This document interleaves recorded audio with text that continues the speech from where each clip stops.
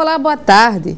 O direito aeronáutico, também conhecido como direito aéreo, aborda as relações jurídicas vinculadas à navegação aérea, o transporte aéreo no campo doméstico e internacional e a aviação civil em geral. No tema jurídico de hoje, iremos discutir sobre esse assunto, bastante atual no Brasil, que nos últimos tempos vem sofrendo várias alterações no setor.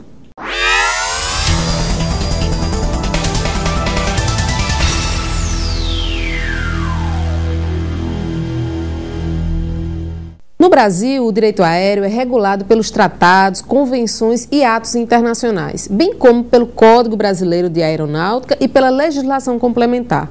O Código Brasileiro de Aeronáutica se aplica a voos domésticos e internacionais em todo o território brasileiro e no exterior. Para discutir sobre o direito aeronáutico, convidamos o coordenador do curso de Ciências Aeronáuticas da Escola Superior de Aviação Civil, a ESAC, o comandante José Roberto Ribeiro, e o membro da Sociedade Brasileira de Direito Aeronáutico e Espacial, o Dr. Sérgio Roberto Alonso. Boa tarde, senhores. Sejam muito bem-vindos ao programa Tema Jurídico. É um prazer tê-los aqui conosco. E, para começar, doutor Sérgio, o direito aeronáutico é uma especialidade nova? Boa tarde. Primeiramente, queria dizer que estou muito contente de estar aqui em Campina Grande, terra até do estado do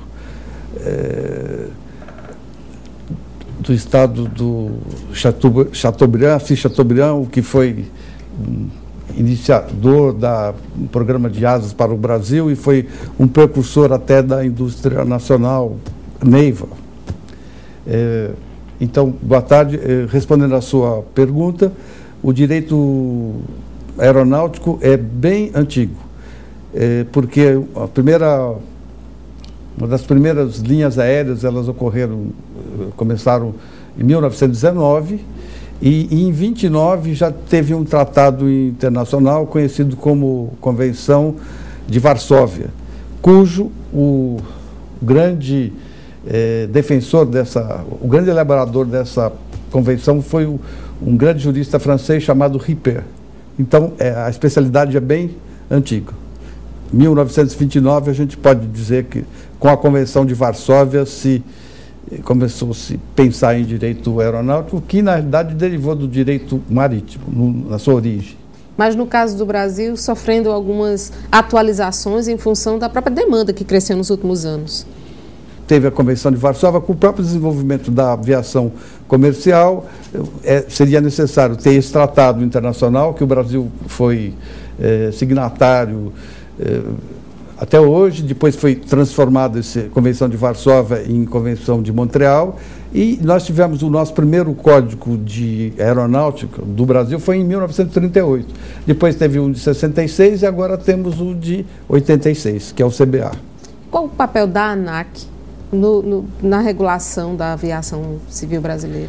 A ANAC, ela é a agência reguladora, ela veio substituir o DAC, é uma agência de aviação civil, e que, na realidade, eu acompanhei bem o nascimento da ANAC. A legislação, a lei não é muito boa, ela é confusa, há sobreposições de conceitos em cima do Código Aeronáutico, há conflitos com a Constituição, e ela continuou fazendo uma estrutura que dá muita sobreposição entre comando da aeronáutica, operadores de aeroportos. Nós não temos uma agência independente de investigação, quer dizer, ela é uma agência reguladora e, ao mesmo tempo, ela é investigadora. Tem o CENIPA, mas o CENIPA está debaixo da autoridade do comando da aeronáutica. Por exemplo, nos Estados Unidos, o FAA é a agência reguladora e o NTSB é a agência investigadora. Para que tivesse um sistema bom, deveria haver independência das duas agências. A chegada da Secretaria Nacional de Aviação Civil ajudou em algum momento? Eu não tenho uma opinião assim formada. É muito nova, não sei se ela vai resolver ou não. Mas, na realidade, o que parece que criaram essa secretaria, porque exatamente a ANAC parece ser muito ineficiente. E, comandante José Roberto, a legislação interna de cada estado segue os tratados internacionais? Sim, segue até por obrigação, né? Todos os países que são signatários da ICAO, como é o caso do Brasil, têm que seguir todas as recomendações que são emitidas pela ICAO e os anexos e a própria Convenção de Chicago, que aqui são transformados em leis e aplicação compulsória. Uma das críticas que alguns especialistas fazem ao atual Código Brasileiro de Aeronáutica é que ele teria o objetivo de proteger o setor e não o usuário. O senhor concorda com isso? Veja bem, o nosso CBA, ele é de 86, ou seja, tem 28 anos, né? Então, ele foi concebido em um cenário diferente do que hoje nós estamos vivenciando. Embora ele tenha, na época, na sua concepção, voltado mais para a parte aeroportuária, a parte das empresas aéreas, mas ainda assim, hoje você tem outros mecanismos que garantem ao consumidor a aplicação dos seus direitos. Doutor Sérgio, não está sendo incomum problemas de filas, longas esperas nos aeroportos do país. A gente teve recentemente agora em Brasília, com interrupção do fornecimento de energia, praticamente um caos lá em Brasília. Falta preparo e estrutura nos nossos aeroportos? Eu acho que falta de estrutura no país, né? Não é só em aeroportos, é portos e tal. Mas tem um fenômeno aqui. Mais ou menos em 75, na realidade, somente 1% da população voava. Quer dizer, da população do país, você teria 10% que voasse, mas na realidade era 1%, porque esse 1% que voava fazia mais de 10 voos por ano. Então, 1% da população voava. Agora, eu não tenho nem muito o número, mas cresceu muito. Eu estava lendo hoje 100 milhões. Na época, 100 milhões. Né? Então, quer dizer, cresceu muito. Eu acho que isso foi bom, mas a infraestrutura não acompanhou. Nessa lógica, a gente vai suportar, a gente tem um sistema que suporte a Copa do Mundo? Na minha opinião, na atual estrutura, nós não teríamos uma resposta adequada para a demanda de eventos como a Copa do Mundo e como as Olimpíadas de 2016. Né? Teria que haver realmente há uma necessidade de um aumento nesses aeroportos, adequando-os para a demanda que está esperada para a gente tem tempo hábil para fazer o quê?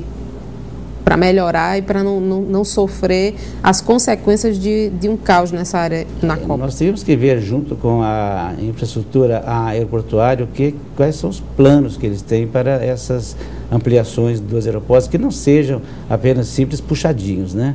Mas que sejam realmente ampliações que deem uma resposta adequada, eficaz e eficiente a essas demandas que estamos esperando.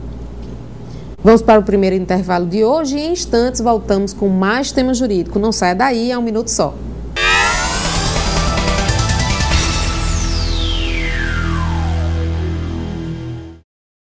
De volta com o programa Tema Jurídico do curso de Direito da FACIS, que hoje aborda aspectos do direito aeronáutico.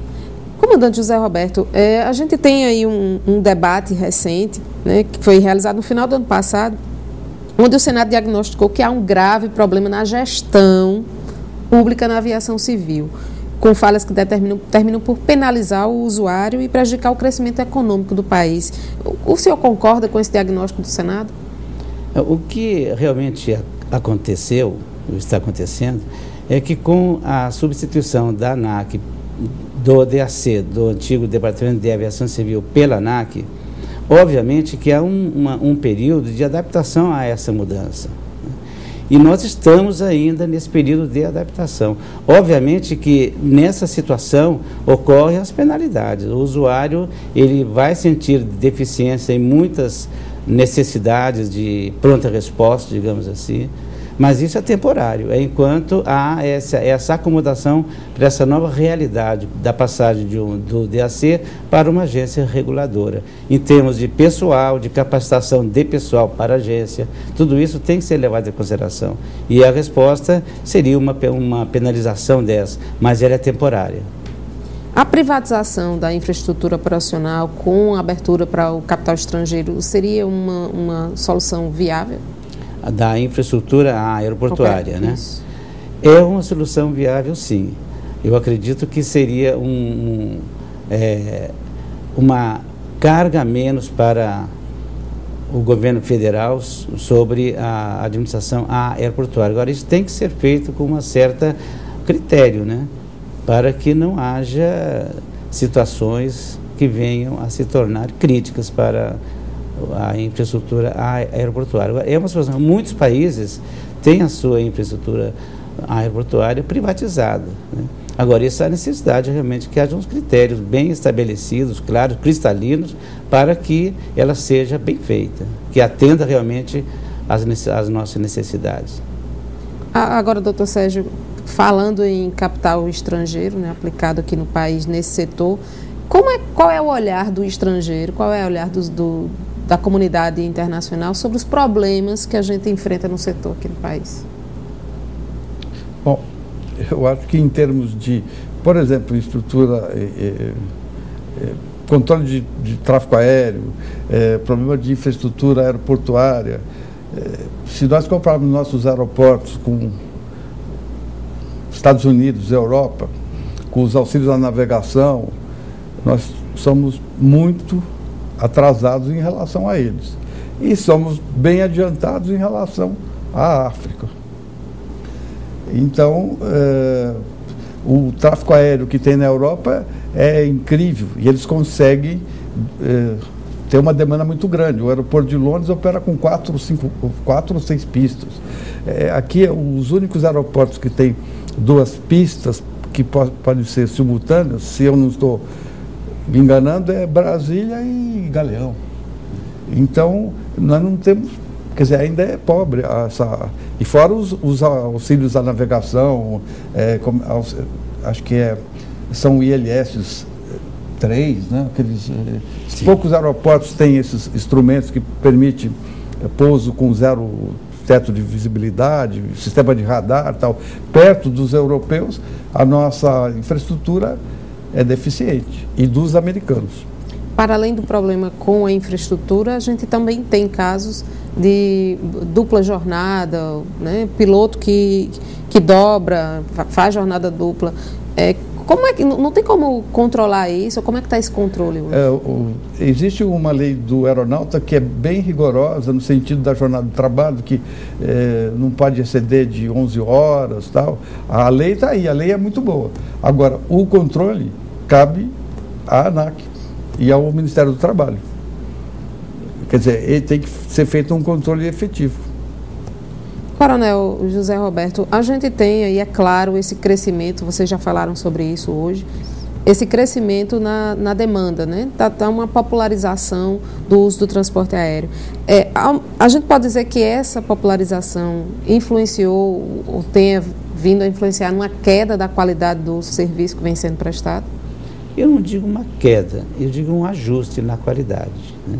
Devido a esse aumento da oferta, da demanda de passageiros. Houve um aumento de voos bem acentuado e houve um ajuste nesse serviço. Mas a gente mantém o padrão de qualidade que a gente tinha quando não tinha toda essa população procurando serviço? Não. Em verdade, ela ficou bem deteriorada, né? Mas eu vejo isso como um ajuste para uma realidade que está aí, né? Agora, não há dúvida que realmente a diferença, né, dos serviços antes desse aumento desse número de passageiros transportados é bem grande. A gente que vivenciou as 2 épocas voando, nada se compara, né, a um voo de uns 10 anos atrás para hoje, né? E de que forma a gente pode fazer com que essa qualidade seja retomada? É direito do consumidor, direito aeronáutico você mesmo? Pode até retomar a qualidade, mas isso vai recair no custo da passagem. O preço da passagem, tudo tem uma contrapartida, né? A agência reguladora não tem como exigir que as empresas façam isso ou aquilo. Elas poderão fazer, mas isso obviamente vai ser repassado para o consumidor. E doutor Sérgio, no caso do atraso aéreo, que também vem sendo bem comum Existe hoje uma imprecisão na legislação brasileira acerca disso? Existe um limite de horas? Se não me engano, são 4 horas. Antigamente era bem definido.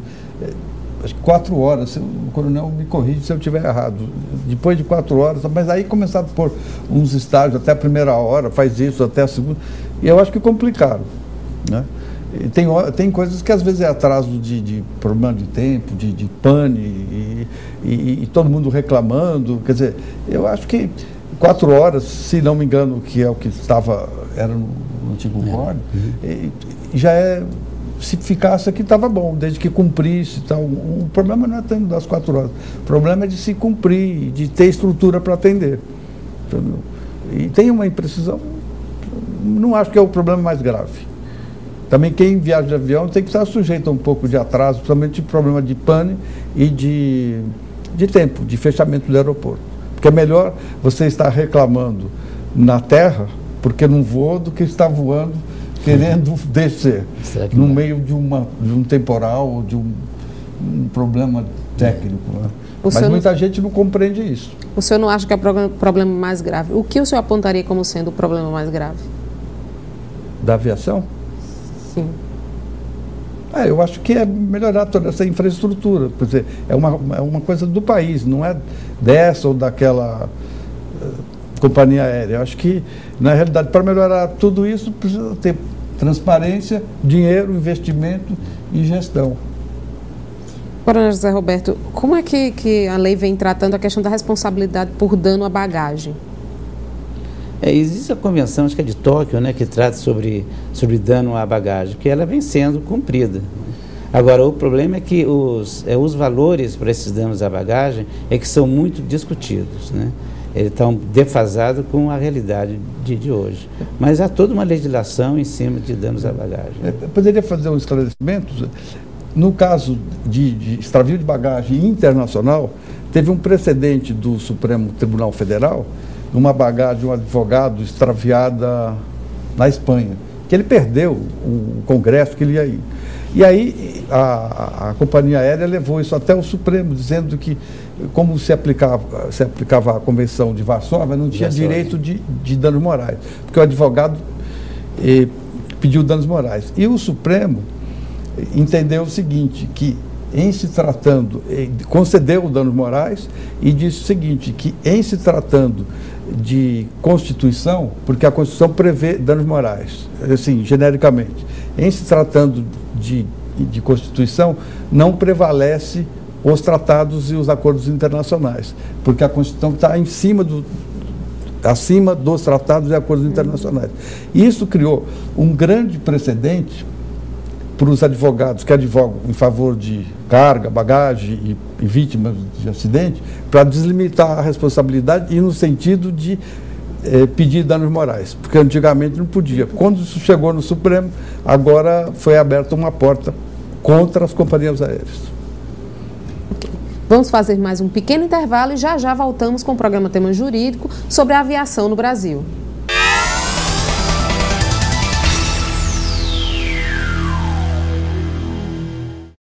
De volta com o programa Tema Jurídico, que hoje aborda nuances do direito aeronáutico e suas aplicações no Brasil e no mundo. Doutor Sérgio, com relação aos acidentes aéreos, né? A gente tem no país 2 grandes companhias que se envolveram com acidentes, com vítimas. O que está prevalecendo hoje no país em relação a essas vítimas? Está prevalecendo o direito do consumidor? A jurisprudência brasileira, ela foi evoluindo no sentido de, ao invés de aplicar as limitações de responsabilidade na época da Convenção de Varsóvia, no caso de acidentes internacionais, de transportadores internacionais, e o Código Brasileiro de Aeronáutica nos voos domésticos, que limitavam as responsabilidades, passaram a admitir a aplicação do Código do Consumidor, que determina o seguinte, que o consumidor seja ressarcido por todos os seus prejuízos, danos emergentes, lucros cessantes, danos morais. É uma responsabilidade objetiva, ou seja, não precisa ser provada, só precisa ser provado um nexo causal entre o acidente e a vítima e também o quanto do prejuízo. e sendo, vamos dizer, contada a indenização no caso de vítimas, de lucro cessante, o que a pessoa ganharia até a idade que ela teria, 75 anos. Um dos problemas é de formação, né? de mão de obra qualificada. E a gente não tem escola não encontra escola de aviação tão facilmente. E temos um pioneirismo aqui na cidade. Né? Sim, a formação, a aeronáutica, ela não atende à demanda da necessidade de pilotos, né? Isso é uma realidade que a própria ANAC vem discutindo já há alguns anos, né? E o modelo que existe, aquele modelo já da década de 50, de 40, que é os aeroclubes para a formação, isso não está atendendo. Então, há necessidade de se criar outras saídas. Nós aqui sentimos, a ESAC, ela sentiu essa situação no momento em que ela criou o curso de ciências aeronáuticas, uma formação profissional. No Nordeste não tinha uma escola para se formar um piloto comercial com habilitação em voo por instrumentos e aeronaves multimotoras. Os nossos alunos da turma pioneira tinham que ir para São Paulo para fazer essa formação. Então, mais uma vez, o pioneirismo da Facisa CESE de ESAC trouxe para Campina Grande a nossa própria escola de aviação, da instituição. Com isso, nós estamos podendo oferecer ao aluno não só uma instrução aérea de qualidade, porque estamos junto com a instrução aérea, como facilitar a formação dele na própria cidade onde está se formando. Para você ter uma ideia, nós atendemos também a comunidade aeronáutica. Nós temos pilotos de Recife que não são de ciência aeronáutica, mas que nos procuram para ou complementar a instrução para fazer um recheque de produto comercial, IFR, ou para fazer um IFR total, ou seja, inclusive pilotos privados estão sendo procurados por pessoas de outras cidades do Nordeste. Então, atendemos não só a ciência aeronáutica, como também a comunidade aeronáutica do Nordeste para a formação de piloto. Então, realmente, a nossa escola aqui, além de pioneira, está prestando bom serviço para a comunidade. Doutor Sérgio, a gente teve recentemente agora a fusão de duas companhias, a Trip e a Azul. E de que forma essa fusão poderia vir, ou ela vai se reverter em benefício para o consumidor? Eu acho que não vai prejudicar.